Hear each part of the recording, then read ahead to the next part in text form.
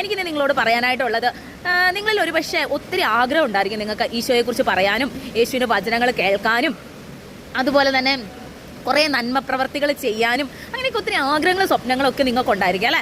അതുകൊണ്ടാണ് ഒരുപക്ഷെ നിങ്ങളിപ്പോൾ എൻ്റെ വീഡിയോ കാണുന്നത് തന്നെ പ്രത്യേകിച്ച് പ്രാർത്ഥന റിലേറ്റഡ് ആയിട്ടുള്ളത് അല്ലെങ്കിൽ പോസിറ്റീവായിട്ടുള്ള മോട്ടിവേഷനും തരുന്ന അങ്ങനത്തെ വീഡിയോസാണ് ഞാൻ കൂടുതലും ഇടുന്നത്. അതൊക്കെ കാണാൻ തന്നെ കാരണം ഒരുപക്ഷെ നിങ്ങൾ ഈ ഒരു ഇതിൽ ഇൻട്രസ്റ്റ് ഉള്ളത് കൊണ്ടായിരിക്കാം.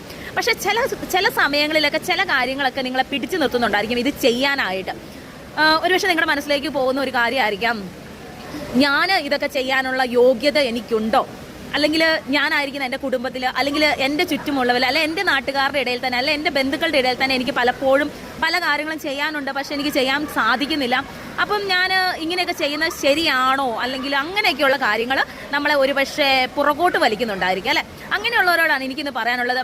ഈശോ ബൈബിളിലൂടെയൊക്കെ നമ്മൾ ഇങ്ങനെയൊക്കെ കടന്നു പോകുമ്പോൾ നമുക്ക് കാണാനായിട്ട് സാധിക്കും, യേശു സ്വജനത്തിൻ്റെ നാട്ടിലും അതുപോലെ തന്നെ സ്വന്തം ഭവനത്തിലൊക്കെ പലപ്പോഴും അംഗീകരിക്കപ്പെടാത്ത കാര്യങ്ങളുണ്ട് അല്ലെ. കസിൻസിൻ്റെ ഇടയ്ക്കിലായിരിക്കാം, അല്ലെങ്കിൽ സ്വന്തം നാട്ടിൽ തന്നെ യേശു മത്തായിയുടെ സുവിശേഷം 13 അധ്യായത്തിലൂടെ നമുക്ക് കാണാൻ സാധിക്കും. സ്വന്തം ജനത്തിൻ്റെ നാട്ടിൽ ചെന്നപ്പോൾ ഇവൻ തച്ചൻ്റെ മകനല്ലേ, ഇവൻ ഇവിടെ ഈ ജ്ഞാനമൊക്കെ കിട്ടണത്, ഇവൻ പറയുന്നതൊക്കെ ശരിയാണോ എന്നൊക്കെ ആൾക്കാർ ഒത്തിരി സംശയത്തോടു കൂടി ഈശോയെ നോക്കിയത് കേട്ടോ. അതുകൊണ്ട് ഈശോയ്ക്ക് എന്താ സംഭവിച്ചത്, ഈശോയ്ക്ക് അവിടെ ഒത്തിരി അത്ഭുതങ്ങളൊന്നും അവരുടെ അവിശ്വാസം നിമിത്തം ഒത്തിരി അത്ഭുതങ്ങളൊന്നും ആ സ്വന്തം നാട്ടിൽ ചെയ്യാനായിട്ട് സാധിച്ചില്ല. പക്ഷേ യേശുവിന് അറിയാവുന്ന ആ ഒരു ദൗത്യം ഉണ്ടായിരുന്നു, ഏൽപ്പിച്ച ദൗത്യം യേശു സ്വജനത്തിലെ ആൾക്കാരുടെ അംഗീകാരം കിട്ടിയില്ല എന്ന് പറഞ്ഞുകൊണ്ട് അവിടെ തന്നെ നിന്നുകൊണ്ട് പിന്നെ അംഗീകാരത്തിന് വേണ്ടി ശ്രമിക്കുകയല്ല ചെയ്തത്, അവിടുന്ന് മാറിപ്പോവുകയാണ് ചെയ്തത്.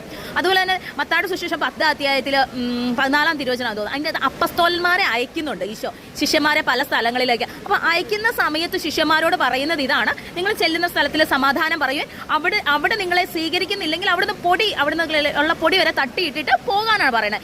ഒരുപക്ഷെ നിങ്ങളുടെ ഓരോരുത്തരുടെ ഉള്ളിൽ ഒത്തിരി കഴിവുകളും നിങ്ങളുടെ ഓരോരുത്തരുടെ ഉള്ളിൽ ഈശോയെക്കുറിച്ച് പറയാനായിട്ടും അല്ലെങ്കിൽ നിങ്ങൾക്ക് തന്നെ കുറേ കാര്യങ്ങൾ നിങ്ങളുടെ ഉള്ളിൽ കഴിവുകളാണ്, അത് നമ്മളിലുള്ള കുറവുകൾ മാത്രം നോക്കിക്കൊണ്ട് അത് ചെയ്യാതിരിക്കുകയാണെങ്കിൽ ലഭിക്കേണ്ട നന്മ മറ്റുള്ളവർക്ക് കിട്ടാതെ വരുന്നത് കേട്ടോ. അപ്പോൾ നിങ്ങളിലെ ദൈവം നിങ്ങളെ അയച്ചിരിക്കുന്ന എന്തെങ്കിലും ഒരു നന്മകളോ അല്ലെങ്കിൽ നിങ്ങളുടെ ഉള്ളിലുള്ള ആ ഒരു നന്മകൾ, നിങ്ങളിലുള്ള കുറവുകൾ അല്ലെങ്കിൽ കുടുംബത്തിൻ്റെ കുറവുകൾ നോക്കി ചെയ്യാതിരിക്കരുത്. നിങ്ങൾക്ക് ചെയ്യാൻ പറ്റുന്ന കാര്യങ്ങളൊക്കെ ചെയ്യാനായിട്ട് ശ്രമിക്കുക. യേശുവിനെ കുറിച്ച് പറയാൻ പറ്റുന്ന കാര്യങ്ങൾ നിങ്ങളെ എന്താണോ ദൈവം ഏൽപ്പിച്ചിരിക്കുന്ന ആ ഉത്തരവാദിത്തങ്ങൾ നിറവേറാനായിട്ട് ശ്രമിക്കുക. അതിനിടയിൽ ഇങ്ങനെ തടസ്സങ്ങളൊക്കെ വന്നിരിക്കും, നോക്കണ്ടെന്നേ. അപ്പം thank you, God bless you all. എല്ലാവരും ഒത്തിരി സന്തോഷത്തോടെ ആയിരിക്കാം. നിങ്ങളായിരിക്കുന്ന സാഹചര്യങ്ങൾ എവിടെയാണെങ്കിലും സന്തോഷത്തോടെ ആയിരിക്കാനായിട്ട് ദൈവം നിങ്ങളെ അനുഗ്രഹിക്കട്ടെ. നിങ്ങളുടെ ഓരോരുത്തരുടെ ഉള്ളിൽ ഒത്തിരി സമാധാനം നിറയാനായിട്ട് ഇടയാകട്ടെ. നമ്മളെ അംഗീകരിക്കാത്തവരുടെ ഇടയിൽ മാത്രം ചിന്തിക്കാതെ നമ്മളെ സ്നേഹിക്കുന്നവരെയും നമ്മളെ മനസ്സിലാക്കുന്നവരെയും മുൻപിൽ കണ്ടുകൊണ്ട് മുമ്പോട്ട് പോകാനായിട്ട് നിങ്ങൾ ചെയ്തുകൊണ്ടിരിക്കുക.